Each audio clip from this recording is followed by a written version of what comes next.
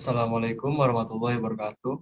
Perkenalkan, nama saya Kurniawan Setiadi Saputra dari kelas TT4309 dengan NIM 11011900143. Di sini, saya akan menjelaskan mengenai tugas besar literasi data saya, yaitu Telecommunication Churn Prediction. Yang pertama, saya akan menjelaskan mengenai definisi pertanyaan riset. Yang pertama, pertanyaan risetnya adalah berapa banyak orang yang memakai layanan telekomunikasi. Yang kedua, bagaimana hubungan senior citizen atau lansia dan anak muda yang memakai layanan telekomunikasi. Yang ketiga, berapa banyak customer yang masih tinggal dengan orang tua dan yang telah memiliki pasangan. Yang keempat, berapa banyak customer yang melakukan kontrak dengan layanan telekomunikasi. Yang kelima, untuk apa saja layanan telekomunikasi digunakan. Yang keenam, berapa biaya bulanan dan total biaya pelanggan saat menggunakan layanan telekomunikasi. Yang ketujuh, berapa banyak churn atau berganti provider dan yang tidak berganti provider. Yang kedelapan, bagaimana hubungan churn dan jenis kelamin atau gender. Yang kesembilan, berapa lama pelanggan menggunakan layanan telekomunikasi selama per bulan. Selanjutnya, saya akan menjelaskan mengenai identifikasi data. Variabel yang dibutuhkan di sini adalah gender, yaitu jenis kelamin, senior citizen, yaitu lansia, dependence, yaitu orang yang masih tinggal dengan orang tuanya, partner, yaitu orang yang telah memiliki pasangan, tenure, itu adalah lama pelanggan menggunakan layanan telekomunikasi, yaitu dalam bulan, untuk monthly charge-nya, yaitu biaya bulanan pelanggan, total charge-nya, yaitu biaya total pelanggan, dan churn adalah pelanggan berganti provider, atau tetap bertahan pada perusahaan layanan telekomunikasi. Variabel kualitatif dan kuantitatif. Di sini variabel kualitatif ada churn, gender, senior citizen, dependence, tenure, payment method, dan variabel kuantitatifnya adalah tenure, monthly charge, dan total charge. Variabel discrete atau continue, di sini variabel discrete-nya tidak ada, dan untuk variabel continue yaitu tenure, monthly charge, total charge, yaitu biaya. Selanjutnya, skala nominal, ordinal, interval, atau rasio. Di sini skala nominalnya ada churn label, gender, dependence, senior citizens, dan payment method. Dan untuk skala rasio ada tenure, monthly charge, total charge. Untuk selanjutnya, pengumpulan data. Metode pengumpulan data yang digunakan adalah metode survei. Yang kedua, langkah-langkah pengumpulan data. Yang pertama adalah menentukan tujuan survei. Yang kedua, mencari data dari sumber, yang dimana di sini sumbernya adalah Kaggle. Yang ketiga, mengidentifikasi pertanyaan penelitian. Yang keempat, mengidentifikasi variabel yang dibutuhkan untuk menjawab pertanyaan penelitian. Yang ketiga, semua variabel data yang dikumpulkan merupakan data sekunder yang didapatkan dari Kaggle. Yang keempat, data yang berhasil dikumpulkan merupakan data terstruktur karena berbentuk tabel relasi dan file data berupa .csv atau Excel. Data yang saya gunakan yaitu berasal dari Kaggle, yaitu dari sini. Ini adalah data yang saya gunakan. Sampai ke bawah. Selanjutnya, evaluasi data. Data yang ada sudah dikumpulkan, sudah cukup untuk menjawab semua pertanyaan penelitian.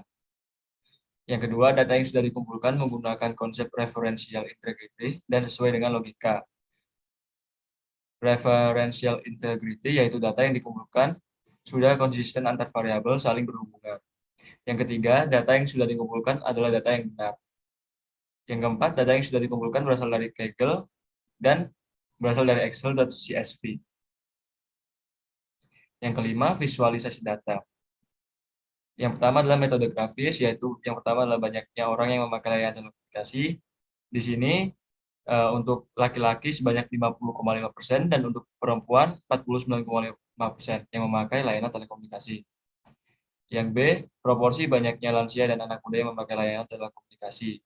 Di sini dibuktikan bahwa untuk lansia hanya sedikit yang menggunakan layanan telekomunikasi dan untuk anak muda sebanyak 83,8%. Dan untuk lansianya hanya sebanyak 16,2%. Yang C, banyaknya customer yang masih tinggal dengan orang tua dan yang sudah memiliki partner. Di sini untuk yang masih tinggal dengan orang tua, lebih banyak yang tidak memakai layanan telekomunikasi. Dan sebanyak 30% yang memakai layanan telekomunikasi. Dan untuk yang sudah memiliki partner, sebanyak 48% yang memakai layanan telekomunikasi dan sebanyak 52% yang tidak memakai layanan telekomunikasi. Yang D, banyaknya customer yang melakukan kontrak terhadap layanan telekomunikasi berdasarkan bulan, 1 tahun, dan 2 tahunan. Ini adalah grafiknya. Yang E, kebanyakan layanan telekomunikasi yang digunakan oleh pelanggan. Kebanyakannya adalah untuk layanan telepon, untuk keamanan online, untuk support teknologinya, dan lain-lain. Yang F, berapa biaya bulanan dan total biaya pelanggan saat menggunakan layanan telekomunikasi. Ini adalah grafik yang saya pakai dalam mencarinya. Yang G, proporsi pelanggan yang berganti provider dan pelanggan yang tidak berganti provider. Sebanyak 73,4% pelanggan tidak berganti provider dan sebanyak 26,6% pelanggan yang berganti provider. Selanjutnya yang H, proporsi pelanggan yang berganti provider terhadap jenis kelamin. Di sini adalah grafik yang menyatakan pernyataan di atas. Yang I, proporsi lamanya pelanggan menggunakan layanan telekomunikasi dalam bulan. Di sini dapat dilihat di awal-awal bulan masih banyak yang menggunakan layanan telekomunikasi, sedangkan agak di tengah-tengah banyak yang mulai menurun penggunaannya dan di akhir-akhir mulai meningkat lagi. Yang kedua, ukuran pemusatan data dan ukuran variabilitas. Ini adalah grafik yang saya ambil dari website Kaggle tadi. Selanjutnya yang kelima, analisis dan interpretasi data. Di sini saya memakai metode korelasi. Untuk metode korelasi, variabel yang saya pakai bersifat numerik. Variabel yang digunakan di sini adalah variabel tenor, monthly charge, dan total charge.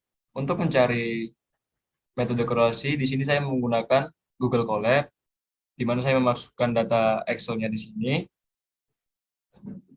dan menghitungnya, dan akhirnya akan menjadi seperti ini. Berdasarkan tabel di atas yaitu setelah dicari, koefisien relasi yang telah didapatkan yaitu menunjukkan nilai sebesar 1. Maka dari itu, terdapat hubungan positif yang kuat antara tenor, monthly charge, dan total charge dalam data ini. Sekian presentasi dari saya. Jika ada salah-salah kata, mohon dimaafkan. Terima kasih. Wassalamualaikum warahmatullahi wabarakatuh.